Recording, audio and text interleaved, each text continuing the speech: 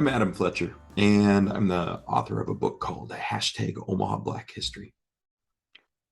Looking at Omaha, Nebraska, it's hard to imagine that a city that is so predominantly white, so predominantly steeped in this mythology of the Wild West, has such a rich African American history that goes all the way back to the founding of the city and even earlier. Starting in 1804, when Lewis and Clark came through on their grand expedition to go and claim the American West for the United States, they had an enslaved person called York with them. And York was the first Black man to be in the Omaha area ever. When the city was founded in 1854, African Americans were among the first settlers, first as enslaved people who were captured and brought to the city by masters, just a dozen or so in the first years. But eventually, freedmen started coming. And after the Civil War, the African American community built up, started forming churches and businesses, and really took its own form and identity. Into the 1870s, Omaha was part of the Reconstruction phase of the United States after the Civil War, with a lot of African American activists stepping up and really building that identity and purpose and belonging, but also claiming space as American citizens, claiming space as full members of society, even if white people didn't really want it. In 1898, Omaha played host to the world when they held the Trans Mississippi Exposition. They had 2 million visitors over the course of 6 months in 1898. And among those 2 million visitors, thousands came for an interracial congress that was held by African Americans. Now, that's after they defeated Omaha's attempt to have a segregated school in the 1870s. That's after they started more than a dozen churches in the city for Black congregants. And that's after the first African American was elected to the Nebraska state legislature in 1892. However, it wasn't easy times because Omaha, equally part of the North and all of the Midwestern kind of values of the United States, but also as the South. And with that legacy of being from the South, so many African Americans fought against that racism that was innate and inherent in the city. It came to a head in 1919. 1919 was the summer of they called it the Red Summer. Historians call it the Red Summer because across the United States that year, there were more than 1,000 murders of African Americans by white people for their race. Sometimes they were isolated events that happened in single cities. Other times they were events that killed more than 100, 150, 200 people at a time, depending on the city and the event, but all in 1919. Now, this wasn't the first event like this in Omaha. Actually, the first event had happened back in the 1880s when an African American was taken from the courthouse and lynched. But in 1919, 20,000 white Omahans showed up at the brand new courthouse in downtown Omaha to take a Black man from the jail, a Black man who hadn't been on trial and had only been convicted by the court of public opinion. And they lynched him. Then they set fire to the courthouse. Along the way, there were some nefarious people involved of all sorts, particularly a crime lord who is trying to make sure that he contained and maintained his power over the city. Also, people who burnt the assessor's office so that they could get away with not paying taxes. But all of that said, the Black community emerged in Omaha from that event stronger than ever. And for the next 30 years, developed Black culture, Black identity, and Black excellence in ways that Omaha never imagined. Omaha, a famous jazz musician named Preston Love Sr., a saxophonist who put together a band and had originally played with Duke Ellington's orchestra.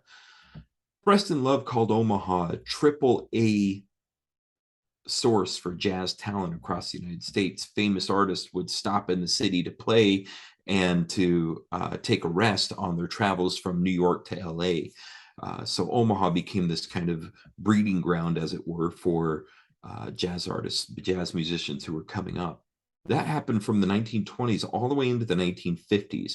There were a bunch of great facilities that had powerful activities, but at the same time, Omaha's Black middle class emerged. Doctors, lawyers, business owners of all kinds started coming up in the community. As the redlining in Omaha came to a rapid halt in 1963, at least on the books, the community started to change and evolve again. And African Americans took more power, more ability, and more strength in growing the community. White Omaha had severe reactions, though, and by 1963 and the Fair Housing Act happening federally, white Omahans worked to maintain that segregation in ways that the city is embarrassed about right now.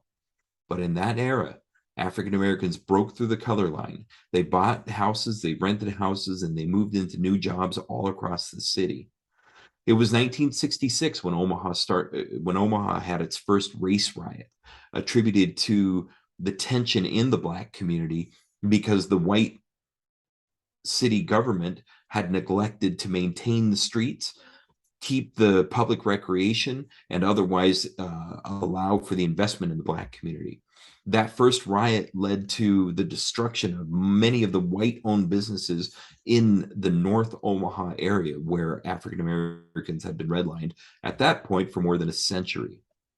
With the destruction of those businesses, the entire Black district took on a sense of depression and otherwise benign neglect, the city of Omaha's government called it, when they stopped maintaining sidewalks, when they stopped paving streets, when they stopped updating the plumbing and sewage systems, when they stopped all of these basic services. They took out the streetcars in the 50s, they put in buses, but they didn't run routes to the Black neighborhood. That didn't stop Black excellence from happening still, though. And all the way through the 1970s and 80s, North Omaha emerged again and again from these struggles. There were more than 4 major riot events between 1966 and 1970. But then in the 70s, the power of the African American community came around again, to build up the community. And today, North Omaha is experiencing a renaissance like never before. We've removed the city's public housing projects that were filled with neglect and suffering, and replaced them with mixed income housing. The city has evolved and transformed its sense of purpose and belonging by really embracing its Black history and starting to lift it up. There is work being done by private nonprofit organizations, by public government agencies, and by private investment that's never happened in the city before. And African Americans are taking the leadership of the city and moving in brand new directions.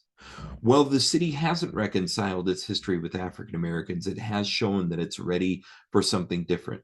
And the community is proudly standing tall to begin to represent that. My work investigating, researching, and lifting up this history is a part of this effort, and only one of many parts.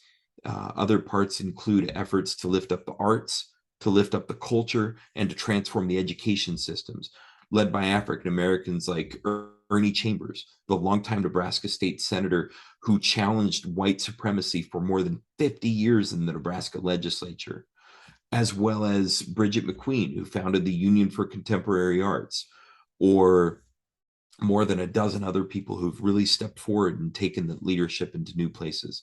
It's my honor to be able to serve the community and share this history, and it's something that I'm learning from all the time.